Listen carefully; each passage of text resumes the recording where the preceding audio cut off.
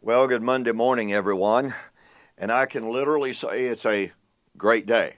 I'll kind of forego my lesson and my study on Zechariah to give you a report on the weekend. As many of you know, I've been out of pocket for about 4 days. Well, I've been at what they call the PATE Swap Meet. It is the very largest automotive swap, pardon me, swap meet in the Midwest. They have something like 7,000 vendors. It's just, it's just humongous.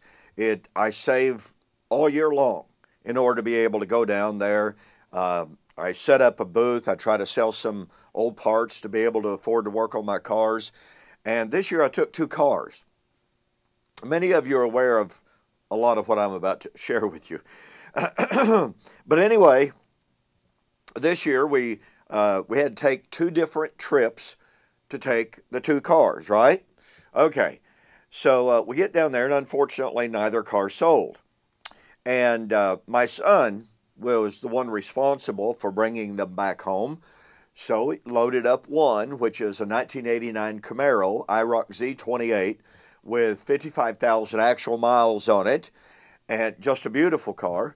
And so he loads it up, brings it home. Well, he was going to come back yesterday morning, which was Sunday morning, and get the car. The other car, which is a 1966 Ford Fairlane GTA, originally a 390 automatic. It's a project car, okay? Needed restoration, but a great solid project. Well, he gets down there and he calls me, and I had been teaching a Bible class here in town, but he calls me and says, "Dad, the Fairlane's not here." And oh my goodness.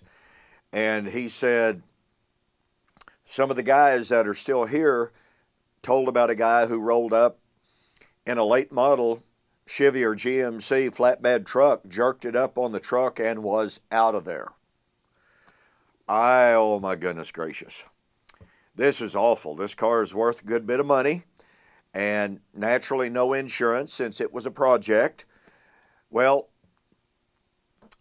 he and I, my son and I, began immediately to contact the authorities. He turned in a police report. Unfortunately, the police told him that it was not a real high priority. It's not a murder. It's not a mugging. It's not a rape. It's not this. It's not that. Pretty low priority. And oh, by the way, as it turned out, someone else had a vehicle stolen at the Pate Swap Meet this year. And so I told my wife, I said, well, and I told my son, we'll never see that car again. That's probably already, because according to the timeline, it had been stolen about 3 hours earlier from the time my son got there. Somewhere along in there, I'm not good on timelines like that. But anyway, I told my son and my wife, I said, that car's gone. It's either behind the fence, it's in a garage, and parts will start appearing on Craigslist or here and there and everywhere. That car's gone. But my son and I both got really, really busy. We started posting notifications of the theft of this vehicle all over the internet.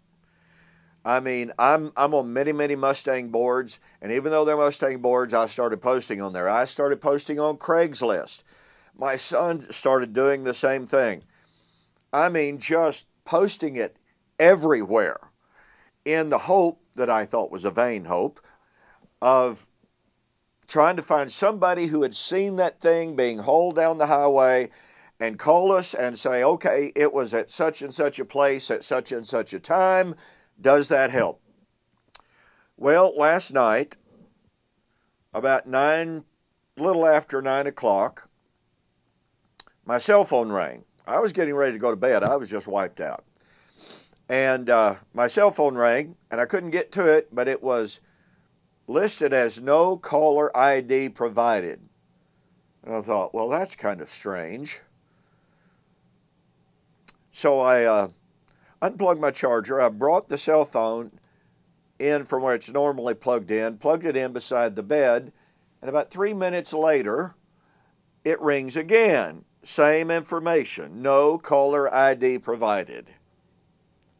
I answered it, And the guy says, are you the guy with the 66 Fairlane? I said, I am. He said, well, it's back at the Pate swap meet location. I said, what are you saying? He said, well, it was a really horrible, horrible misunderstanding. He said, the Pate swap meet people told me that it was an abandoned vehicle and that they were going to call the wrecker and have it hauled off for scrap, but if I wanted it, I could take it.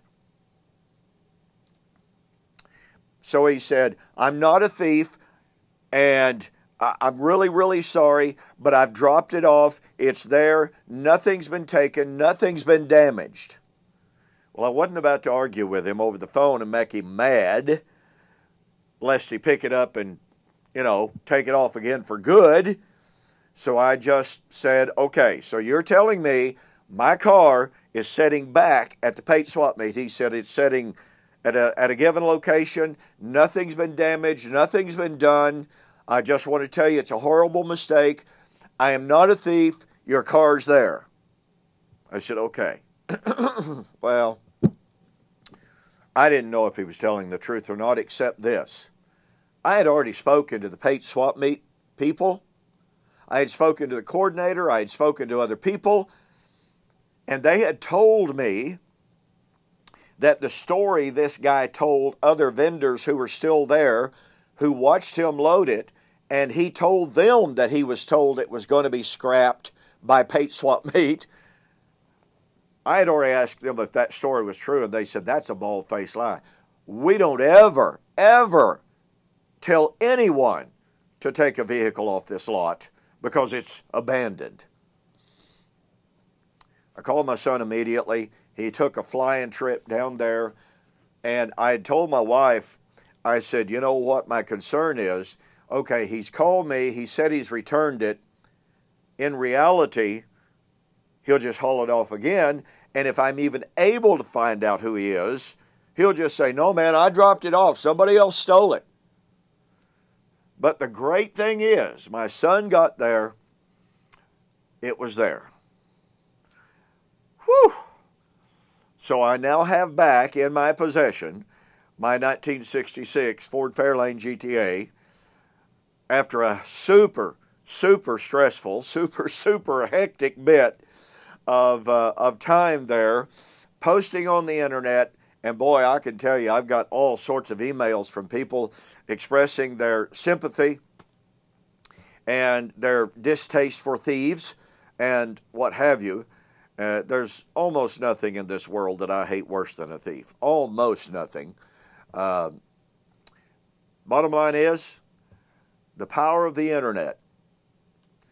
Very clearly, this fella had gotten on the internet and saw the post that my son and I had posted.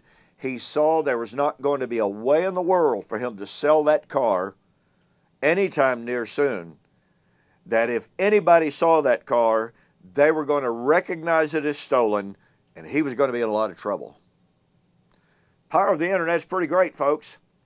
Well, that's the update on my weekend. It was really, really hectic. Didn't sell a whole lot of parts on top of that. Had the car stolen, but thankfully got my car back. So there's the report. We'll get back to a study of the book of Zechariah on the flip side. Thanks for joining me for this morning's, I guess you could call this a morning musings. We'll see you on the flip side.